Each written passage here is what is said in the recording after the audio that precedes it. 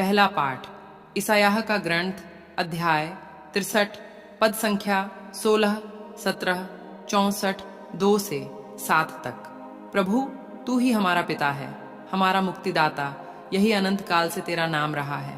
प्रभु, तू यह क्यों होने देता है कि हम तेरे मार्ग छोड़कर भटक जाएं और कठोर हृदय बनकर तुझ पर श्रद्धा न रखें। प्रभु, हमारे पास लौटने की कृपा कर, हम तेरे सेवक और तेरी प्रजा हैं। यदि तू ऐसे भयंकर कार्य करता जिनकी हम कल्पना नहीं कर सकते, तो तेरे आगमन पर पर्वत कांपने लगेंगे। यह कभी सुनने या देखने में नहीं आया कि तेरे ही समान कोई देवता अपने पर भरोसा रखने वालों के साथ ऐसा व्यवहार करें। तू उन लोगों का पथ प्रदर्शन करता है जो सदाचरण और तेरे मार्गों का स्मरण करते हैं।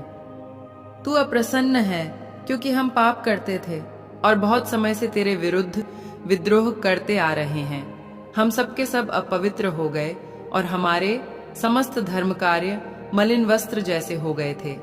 हम सब पत्तों की तरह सूख गए और हमारे पाप हमें पवन की तरह छितराते रहे।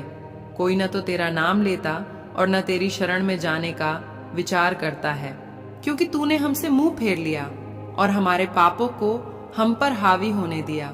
तो भी प्रभु, तू हमारा पिता है, हम मिट्टी हैं और तू कुम्हार है। तूने हम सबों को बनाया है। यह प्रभु की वाणी है। ईश्वर को धन्यवाद। दूसरा पाठ कुरिन्थियों के नाम संत पौलुस का पहला पत्र अध्याय 1 पद संख्या 3 से 9 तक।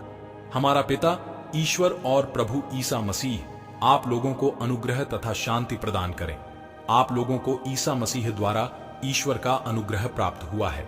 इसके लिए मैं ईश्वर को निरंतर धन्यवाद देता हूं।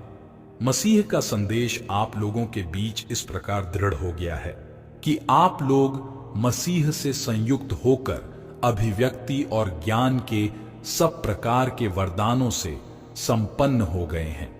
आप लोगों में किसी कृपादान की कमी नहीं है और सब आप हमारे प्रभु ईसा मसीह के आगमन की प्रतीक्षा कर रहे हैं।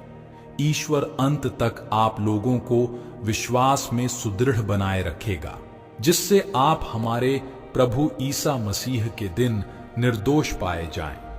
ईश्वर सत्य प्रतिज्ञ है। उसने आप लोगों को अपने पुत्र हमारे प्रभु ईसा मसीह के सहभागी बनने के लिए बुलाया। यह प्रभु की वाणी है। ईश्वर को धन्यवाद।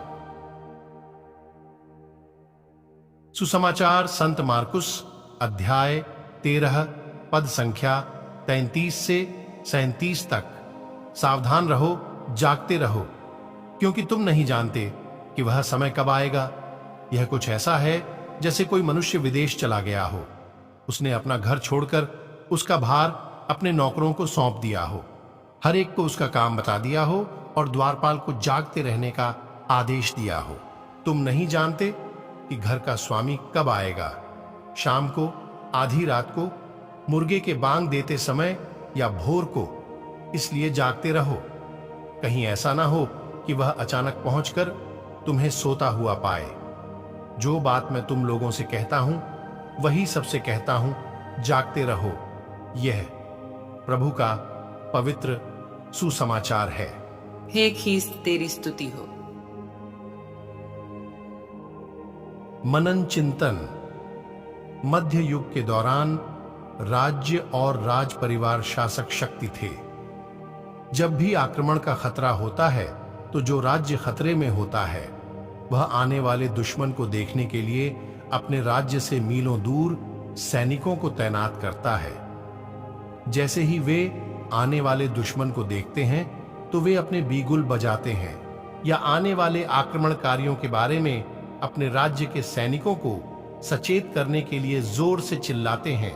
इसलिए सैनिक अपने राज्य की उचित रक्षा के लिए अपने युद्ध उपकरण तैयार करने में सक्षम होंगे। आज आगमन काल का पहला रविवार है, जिसका अर्थ है आगमन। यह यीशु के आने वाले जन्म की प्रतीक्षा का समय है।